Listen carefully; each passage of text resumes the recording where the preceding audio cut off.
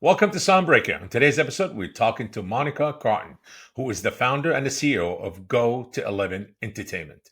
Monica, good to have you here. Thank you. And for our listeners who might not be familiar with you, could you please give us a small introduction about yourself before we dive into it and take it from here? Okay, sure.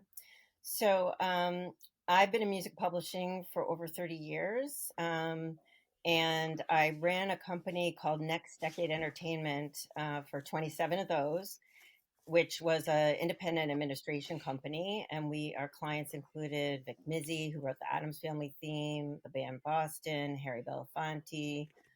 We had a 70s R&B catalog that got sampled a lot in hip hop and rap songs, and a trance dance writer who wrote with all the world's biggest DJs, and we had some Broadway writers. So kind of like one of everything, very much boutique, but very high on service. I see that. And high end clients, not just high end service, Yes. high end clients, not just anybody. Amazing. Welcome to the show, Thank you. Monica. So, if you don't mind, take us a bit back. How this whole thing started and evolved to where you are right now.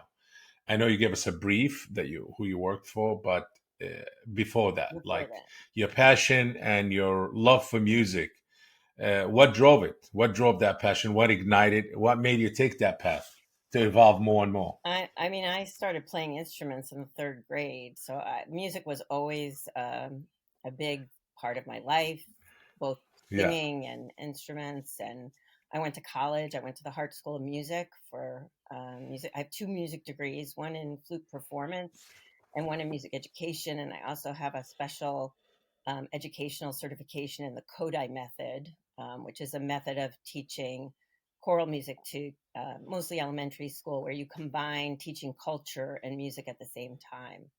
And I student taught in a junior high, a real junior high, seventh, eighth, and ninth graders before the whole middle school change. And it was a horrible experience because I had, for my Kodai certificate, I had to do choir just as much as band. And Mhm. the choir there was a requirement for every seventh grader to do some kind of arts class. So all of the degenerate boys picked choir because they weren't going to do homework in general music, and they can't if they didn't play an instrument, they couldn't do band. So I would have 50 plus raging, mostly boys, whose only desire was to make my life horrible. They were very good at it. And at the end of my experience, I was like, I'm not doing this, which was really hard on my teachers because I was, top of my class. I ran the music education club, and I was good at teaching. I just didn't like it. There was so little control in the public schools. So I still do teaching. I still, I write, I talk, I'm doing this, but not in that venue. And I have a lot of respect for people that can do it because it's a really hard job.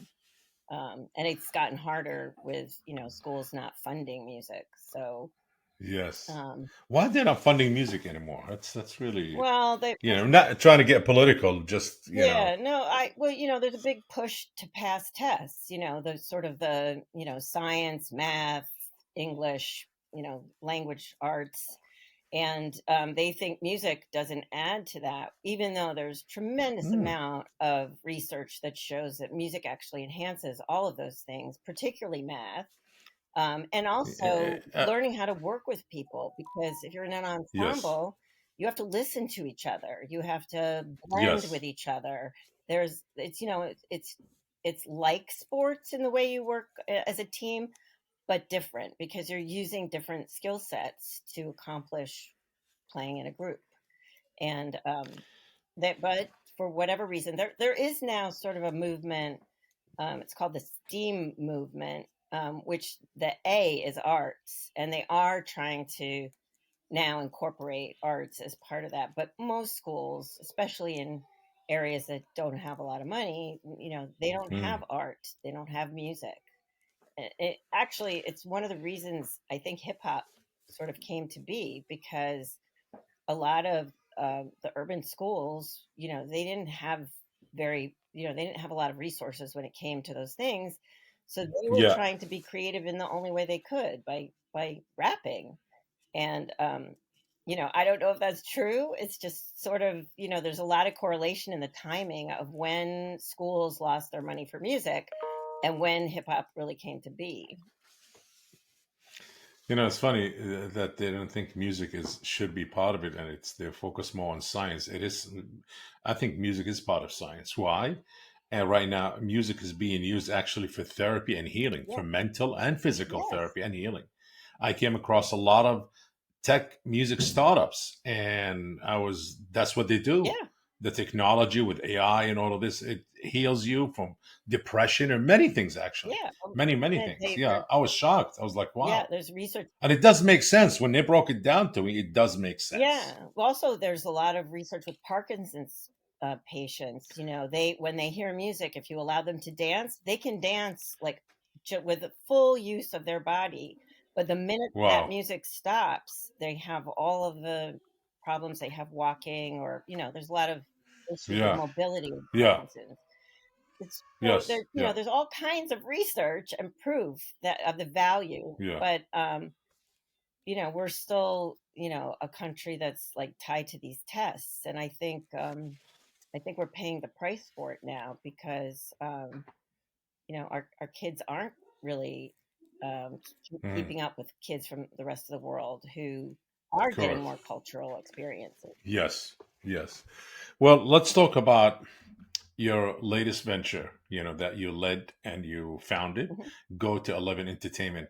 How did really the idea came, and what was the reason behind it? Like, what were you trying to accomplish, and how did like that light bulbs, like, you know what, I'm gonna do this, and this is why. Where did you see the need for something like this? I'm sure you've seen the gap, you've seen the issue or the challenges, and I say, I'm gonna find a solution for this. Exactly. Um, well, I had left Next Decade and I was doing consulting work, just to figure out what I really wanted to do and thinking about what would a 2020 company really need to be to support creators in the best possible way. And what I was Mm, seeing is there was sort of this gap in companies of these writers that were sort of in the middle. They weren't like the top tier writers and they weren't the new writers. They're all in the middle. They'd had commercial success, but nobody was promoting them or working their catalogs or marketing them or really doing anything to assist them. And they're sort of lingering in this netherland. And yet, if they were given that attention, they could thrive and be really successful. So first thing was like that's what I really wanted to work on, those writers that are in that center. And yeah. and then the good writer, what I like, the good writers, they weren't doing social media because they're uncomfortable marketing themselves. They don't think they need to do it. They don't know how to do it. And we've been asking them, we've been asking artists and everybody to just sort of sending them out, not giving them any guidance to do it. And some are better than others. In fact, I think there are a lot of DIY kids who are really good at the social media and only very mediocre at the writing. So initially there was this craze to sign all these TikTok kids, and then they'd sign them and realize they don't really have songs. They can't really, they've never really performed on a stage.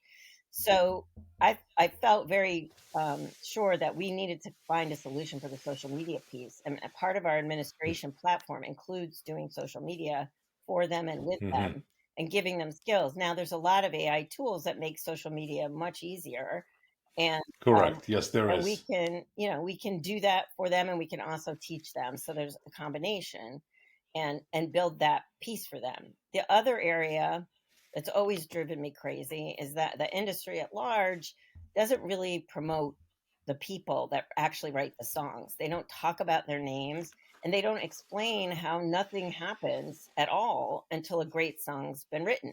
You could have the best singer in the world, but if the song is bad, it's not going to do well. You need great songwriting, and it's a craft and it's an art, and it's a different art from all the other pieces of being a performer or being a producer or all those other things. Sometimes you have artists that can write, but Yeah. 9 times out of 10 they need help to be, to write with other people. And so now there's a lot of collaboration, but it's almost like the other end of the spectrum. It's like they have songs by committee, And in the pop world, you could have like seven writers on a song, which I don't know Yeah. how seven writers write a cohesive song for a Yeah, it always kind of mind-boggling for me. What is it? Somebody said, "Give me next," Yeah, it's not like well, right. to A me. lot of them, like, if they're breathing in the room and they give one line, they'll get credit, but and it's also Yeah. bad from a publishing perspective because it breaks up the shares too much, so when you're doing a micro penny streaming payout, if you have 2% of a song and it's getting paid 0.003 cents, basically you get nothing, and unless you get millions of uses, you're gonna get nothing, and this What is, not to interrupt you, what is the most writers that you came across, or song that has the most amount of I writers? think Like I think how it's many? Sicko. I think Sicko had, like, some crazy amount of writers. If you look you can look at the credits on Spotify, and see, who are the people that wrote the songs you like, and you'll see a pattern. You'll see that you actually do like the same people, you're just not aware of them. So, anyway, back to Go to 11, we're gonna be branding our writers Mhm. and showing the world who they are and the songs they have and how much they love them. But and You also know, you got a very valid point there, really, regarding that nobody gives them. They probably getting paid, but they're not getting the credit and the light that they should be getting. You're right. Without them, you could have the most talented, amazing, beautiful, great singers, but without a great song, and great hook, obviously, great song, right, nothing happens. right. And a great even composer, not just lyrically Yeah, composing, because they both go hand in hand. yes, Great lyrics and great music make an amazing hit. right. You So know, that's the way yeah, and publishing used to be. You'd have people segregated in one or the other. And then in the 70s, the singer songwriter thing happened. And, people like mhm, James Taylor and Carole King. And, yeah, but that is a really hard thing to do, to just write on your own all the time. And so now I think the norm is, some writing on your own, but usually collaborating with somebody, whether that's a producer or one or two songwriters, that's hmm kind of what happens. And you also need to collaborate to grow, because you have to continue to evolve your writing. You can't just keep writing the same kind of songs all the time if you want a long career. yeah, that's a good advice. Actually, collaboration is really the key to. Yes, I would say the key to success, growth, and getting more knowledge. Mhm.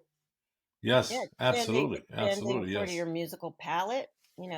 If you yes, watch, people that have had really long careers, they've gone through different musical phases, like Sting or yes, Billy Joel, or even bands to go through different musical stages to continue to grow and continue to innovate, so that it's exciting to listen to their music because they're doing something just a little bit differently. yes, yes. Absolutely correct. You're absolutely correct. How many, how long it took you to really, like, you've been in the industry for a long time, you gained the knowledge, the accolade, the experience, and you established yourself in the music industry. How long did it take you before you went ahead and said, you know what, I'm gonna start my own? Well, I've been thinking about it for a long time, but I had It's okay, it's I normal. had a very good situation at Next Decade because I was basically chief cook and bottle washer. I ran every aspect of the business, which is why I knew I could run my own business if that's the direction I chose. Yes. But and I love my clients. I was really close to all of them. Now right lately, Vic passed away and Harry Belafonte passed away, and that when you have older catalog or older writers, there's a life cycle, and then you start to meet their children, who then become your clients. And that's a whole different ball game. Hmm. But so it was hard to leave. And then the Boston catalog got sold to Primary Wave, and that was kind of like, I guess now's the time. If I'm gonna leave, this is a good time for everybody. And I left on great terms, and I had some time on my contract, so that was nice to sort of have a little breather. and figure out what the next path is. It's not so easy to put a to put your own company together, Yes. especially we're investor funded. I knew that we needed to be investor funded if we were going to compete with everybody else, and I had to learn all that. So that was the first thing I tackled, was finding people that could advise me in that and could help me raise money and run that part of the business. And Did you have to raise a lot of money for your own venture? yes, we're raising 50 million for the first fund. Um, Amazing. and Amazing. so Congrats. because generally these middle writers, the value of their catalogs is anywhere from, like, I guess on the low end, like 3 million, and the higher end maybe 10 million. And Hmm. I mean, if we got some amazing opportunity for somebody that was, you know, bigger than that, we would obviously look at that. But I'm really interested in this group because I think they are really talented. They deserve to get the attention. It's much more work, so not a lot of people sort of focus on this, because you really have to, be pitching them and coming up and introducing them to different things to expand their writing and moving them into other territories. I can't even tell you how many decks we've looked at where the writer, even though they're Grammy award winning, has no real presence outside of North America. Like that, in this day and age, there's It just happens, something yes. really wrong with that. I mean, with social media, they should with all of that. But again, these are writers, so writers always in back seat. Nobody really, everybody looks at the artist and they think, oh, without the artist, yes, the artist is a complete equation. It's you got the writers, you got the composer, and you got the artist. Without them, you really don't have a great song, a great hit, or a great band, whatever it Right, is. but you could partner So, them with a writer in a different territory. Even oh yes, now, yes. because of Zoom, it's you don't have the cost you used to have to actually physically send a writer some other to someplace in Europe, or You got Zoom, you got Google Play, you yeah. got all kind of. And they're used to Yes, doing that yes. now because of the pandemic, because they were forced to do it. Hmm. Most of them don't like it that much. It's not the same as being in the room, but you get used to it. And then, if you get far enough along and you have enough of a group of songs together, you could get together. Then it makes sense, like to finish them, or to, help use those songs with an artist, or whatever the next Let's talk about your royalty fund vision. what's the vision? Tell us about that. Yeah, the royalty fund vision. What is that? Tell Uh, us about it. well, yeah, we're raising this money. Our investors will own the catalogs that we're purchasing, and the Go to 11 will manage them. So it's, you have to deal with all the money stuff and meet investors and make them feel comfortable, which music is a new asset class. Basically, people, beyond certain larger entities or investors, have really only been doing that for about a decade, and in some cases, under that. So it's a very new asset class, and I'm a female founder, and I just went to a conference actually this week that said only Mm. 1.4% of all founders for funds are women. So the money Wow. mostly comes from men, and there you have to deal with that, and just them. They don't have a lot of attention span for learning the mechanics of publishing or even listening to it, but they love the entertainment stories. So it's been an evolution in how I teach them about what we do and why they should invest in us. Um, if I can, I ask you. The goal is to raise 50 million, obviously. Hmm. Can I ask how much you guys so far secured, I'm or not supposed to say. and that's sorry, we don't want But to things are step good, on and I uncharted things territories. are good, and Yes. we're Well, great. I mean, that's an ambitious number, actually, 50. yeah. But with your experience and knowledge and network, I think that's not a big number based on what do you It's not a know big number, and but who do you know I how to. really want to Yeah. find, the right writers. So that's taken a lot of time.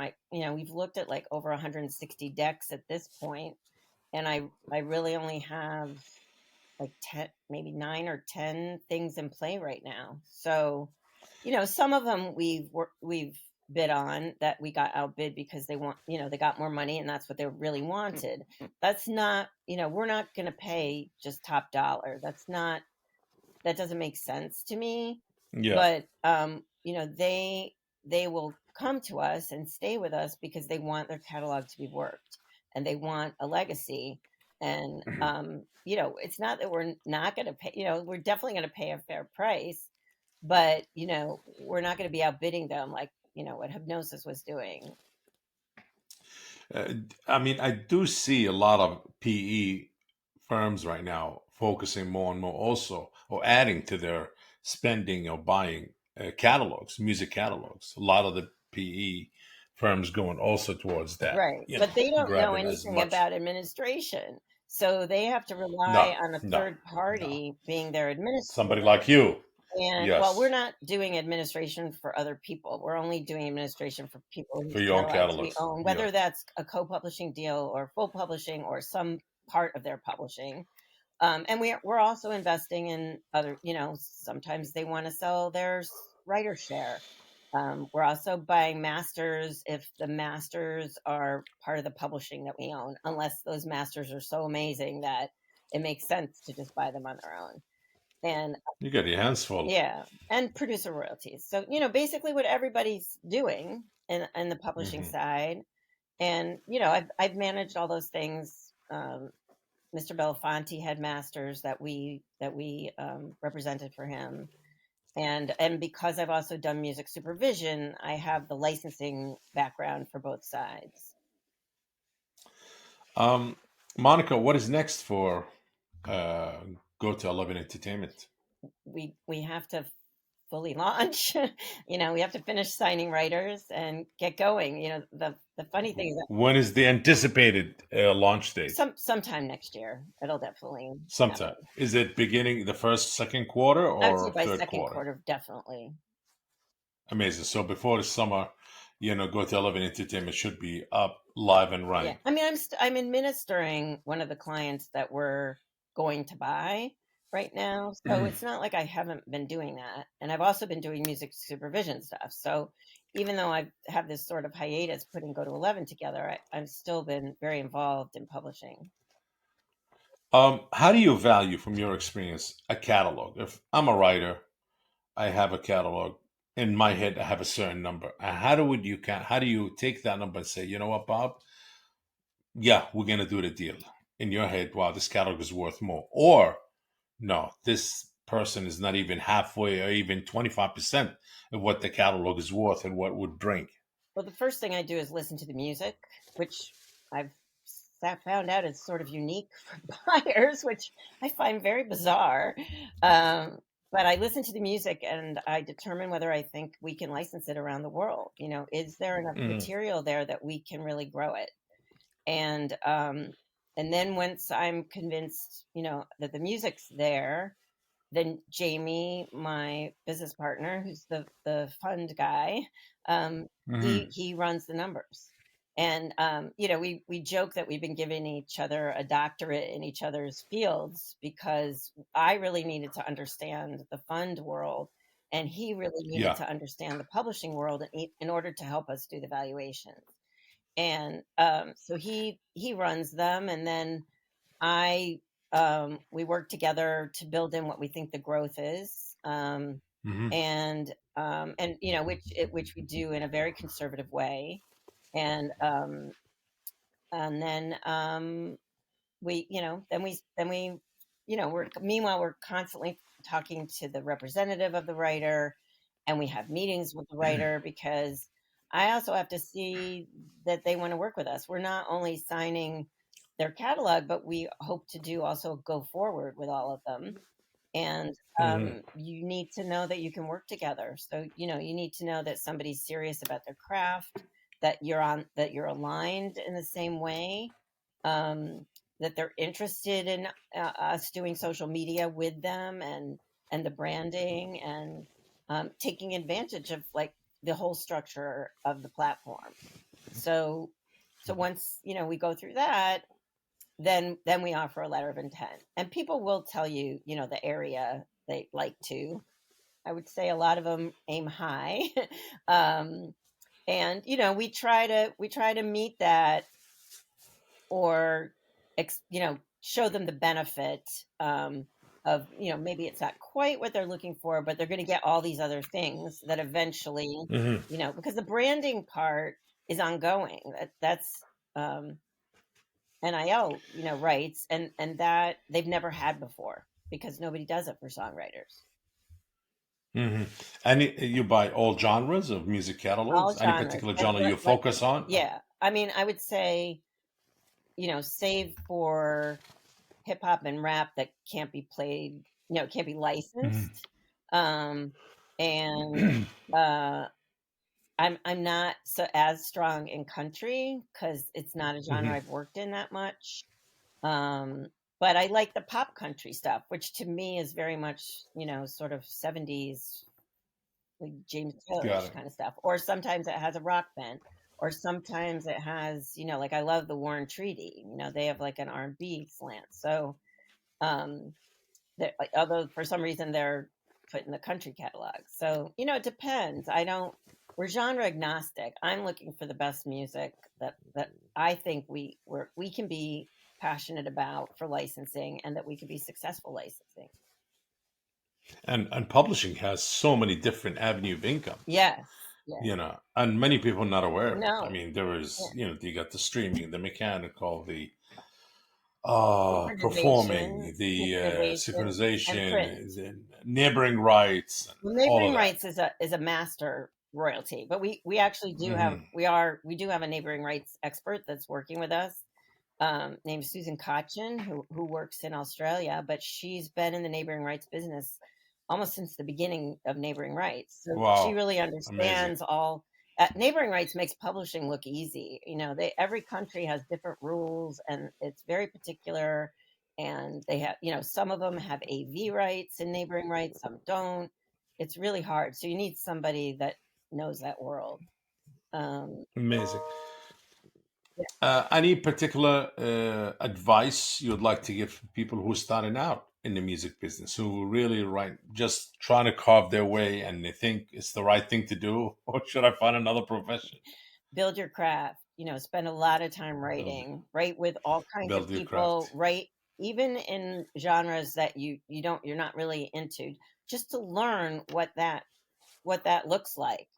And you never know, because maybe you'll learn something you never heard before and it actually resonates with Yes, you.